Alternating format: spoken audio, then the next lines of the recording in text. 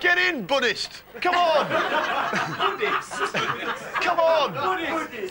Buddhist. Get in. Get in. The gang. Monkey boy. Dance, monkey boy. No. OK, there we go. You all right, Dunce? Good. Is he cold? He's a bit cold. No, it's all right. I feel sorry for him. He's freezing. I think we can get him. Have we got no camera to get him on? Yeah, we got. Yeah, we have. Have I ordered them all in? No, here we go. Yeah, we can get him on a camera there. That's, yeah, it is quite cold. How's it going, how's it going with the devil monkey, drug monkey? One of the beads has fallen off. No. And it's colder. Oh, dear. Well, that's about it. Bad juju. OK, here we go. The dance with the devil drug monkey. Yay! He's freezing cold out there. You're mean. It wasn't my idea. It was. It wasn't my idea. I heard you outside the dressing room this morning saying, we'll put him outside. You know, you do Pilates, don't you? And Yeah. Donna does Pilates. Yeah. What's Donna like? No, I'm not. Below average. Is she below average? Denise, I am the star pupil. She said my flexibility is incredible. Rubbish. She came round to my flat and she said she's not supple at all. She can't she move. said that She about said you. below She's average. like an And old age pensioner. Yeah, She that's said what I heard. That's what I that. heard. I heard you At can hear the. I heard you can hear the clicking from Norwich. Okay. Do you know See, what? Donna can't do that legs behind the head thing. No, you can hear a click. OK. But she is anatomically correct. Do you know what? I can hear a cry! Read all about it! Read all about it! Yeah? Let's take a look at the Telegraph.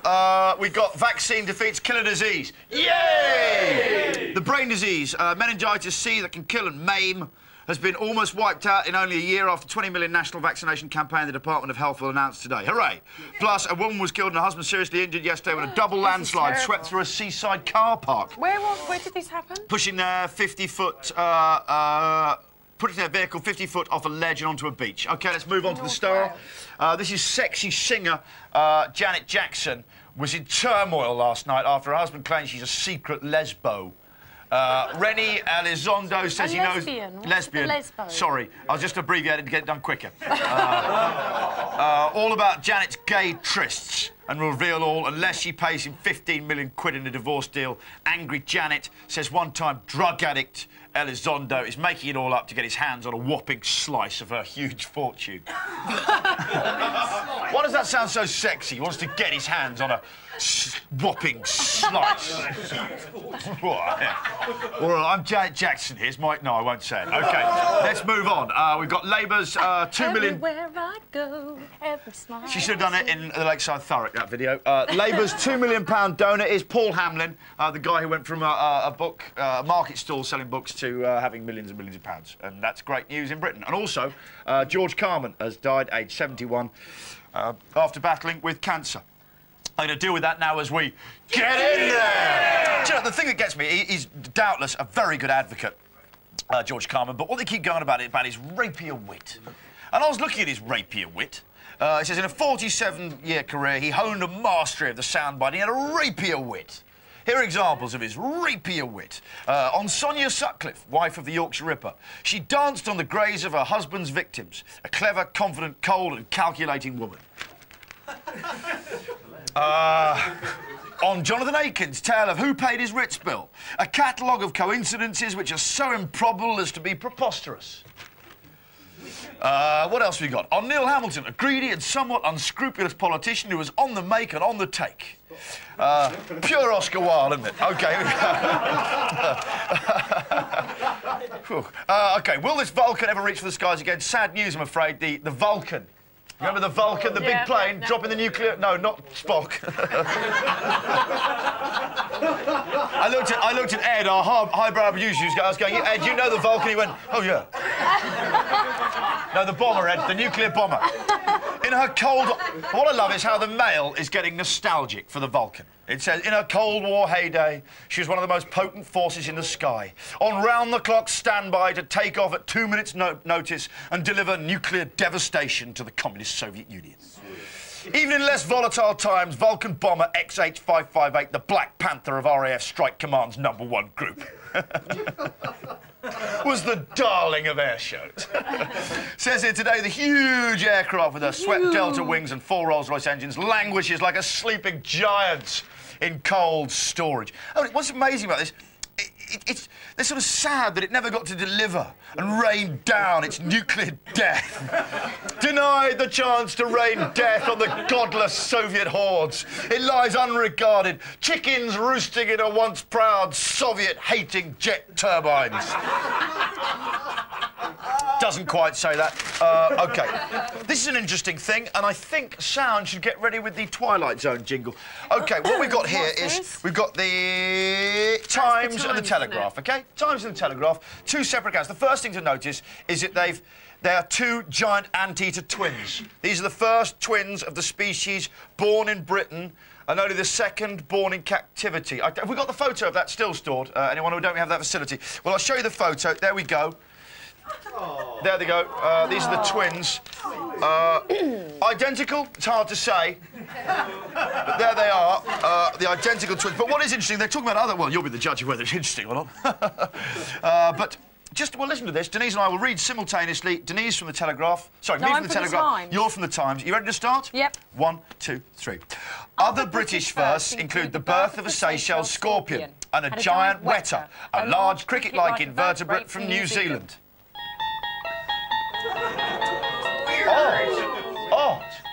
It's as if they've copied these from the same little news releases, isn't it? OK, what's this one here? Oh, boys' deadly dryer games. This is one of the tumble dryers used by schoolboys to play a potentially deadly game of dare. Apparently it's what schoolboys are doing. What they do is Charles Fetchy has been forced to close his laundrettes early to prevent a tragedy. He's got a 24-hour laundrette, and at night, kids are sneaking in and riding round in the tumble dryers. You don't do it. They're deadly, full of, like, carbon monoxide and stuff. It's kids... I think this is in Wales. That's what Martin Fowler did the other day in EastEnders. Did he? He danced into the washing machine. Was he doing that? Did you see that? Oh, After great. taking too Well, many mind you, drugs? sometimes you get quite a good bass off them. But you can see what it is. It's these kids and they've got nothing extreme in their lives. They want to do bungee. They want to do surfing. They've seen it on the videos, but they've got all they've got in their village is a tumble dryer. You can see where he discovered why he was wearing out his tumble dryers, because he's got that, you know, that stock footage, that stop frame footage, like what they have like for Badger Watch and stuff like that. And he's looked at his laundrette at night and just seen kids. And then back out again. And the mystery is solved as to why he's worn out loads of tumble dryers. They've all got little footprints going round and round. OK, what's this? These are quotes, how Guy cut through gobbledygook. This is the bus driver's guide. Are you ready to see what this actually means? Are you ready for this? Yeah. This is from Manuel's gobbledygook. These are Mr. Gibson's translations. If you read the Mail today, you'll understand a little bit more. But these are from the bus driver's handbook. Yeah, and these are sort of translated bits. You'll understand. Ensure the potential impact of non-routine factors and problems and other services are assessed and details notified promptly to an appropriate person. What do you think that means to a bus driver? It means phone up the depot if you're stuck in traffic, is what that means.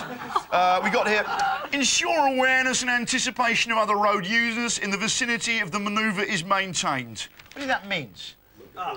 Look where you're going, it's exactly right. Ensure environmental and comfort systems are confirmed as being operational prior to the commencement of a journey. Check that it's clean. Check the heater. Means... OK, do you know what? I think I've got one more... No, I haven't got one more, really. I was going to go with Royal News, but I'm not... Jordan, what's going on There is with Jordan there. No, Jordan's just... Apparently she wants to be the new posh. Does she? She wants to be the new posh, but I would say she's certainly got the breeding. Katie Price. Oh, yes, Mum, Carol Frowen, 42, spent 20 minutes cleaning snow off the car outside her home, then realised it was her neighbour's. Yeah. Clean the number plate first, yeah? Yeah. Apparently she also spent 20 minutes with, the husband... No, I don't know. I'm doing that. Actually, this does slightly surprise you. She didn't do that at all. You just made that I just made that last bit up. Two drunken car thieves. Now, this is an horrendous story to finish up with, and it's going to cause, I hope, a bit of a difficult silence. Two drunken car thieves mistook samples of HIV-infected blood found inside a vehicle at Porto Velho Airport for yoghurt and drank... Oh, my God. Police said the pair asked for medicine to induce vomiting after they were told what they'd done. I wonder what yoghurt that resembled. I can't remember going for... I mean, there is... At my local supermarket, there is the yoghurt mile. Yeah. Yeah, but what was that? What was it? What car was it? An ambulance car or something? An ambulance car? No, Do you know what? Ladies and gentlemen, it's the fun with the pun, ladies and gentlemen. Here we go. That'll be an ambulance car, that. Quick, get an ambulance car. Cut my finger. Right, here we go. This is number 3. This is telly star Cilla Black has had laser surgery on her fading eyesight. I can reveal that the pun says... Ayon chock. Ayon chock chock. It's a good pun. OK, this is pun number 2. This is a boar that escaped from an abattoir, was still on the run last night, 6 months after making its break for freedom. A boar. A teaser boar. OK, here we go. The pun says...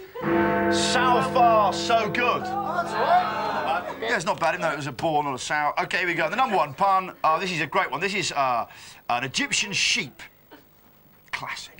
Destined for sacrificial slaughter, butted its owner to death from a 3-storey building in Alexandria. Wahib Hamouda. Funny name for a sheep. Oh, that's the guy. He worked in a tax evasion department, was feeding the animal, which was tethered on a roof. He was feeding it. He was destined for the slaughter, sacrificially, but it killed its owner. Pun says... Mutton chop. Those were the papers and puns, ladies and gentlemen. OK, you're getting excited for him because after the break we've got Jennifer Lopez in the shed. I'm sweating. Sweaty Betty. I am getting a bit sweaty, Betty. I better get an ambulance car. But right now, you're watching The Big Breakfast Latin Lessons. You'll enjoy. We'll see you soon. Luke, coming up.